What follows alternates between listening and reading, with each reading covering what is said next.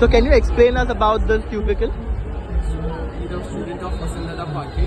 आम्ही जेंडर इक्वालिटीवरती एक कन्सेप्ट घेऊन हे प्रोजेक्ट किंवा आमचा एक डिस्प्ले केलेला आहे. सो यामध्ये आम्ही हे जे क्यूब आहे ती सोसायटी दाखवलेली आहे, की बाकीचे जे म्हणजे मेल आणि फिमेल सोडून बाकीचे जे जेंडर आहेत त्या लोकांनाही तितकेच इक्वल राईट मिळायला पाहिजे तितके बाकीचे म्हणजे जे मेल आणि फिमेलला मिळत आहेत ते आम्ही इथे एक्सप्लेन करतो. हा क्यूब म्हणजे एक सोसायटी आहे जे अनसॉल्ड आहे आणि सगळे जेंडर एकत्र येऊन कॉन्स्टिट्यूशन उचलतात. म्हणजे कॉन्स्टिट्यूशनने सगळ्यांना एक बेसिक राईट दिलेले आहेत, पण सोसायटी एक्सेप्ट करत नाही इथे. सो आमचा कन्सेप्ट हाच आहे.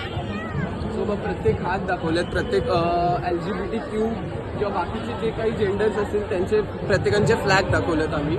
मग तिथे क्वेअर आहे, गे, ट्रान्सजेंडर, बायसेक्शुअल, पॅनसेक्शुअल सगळे असे.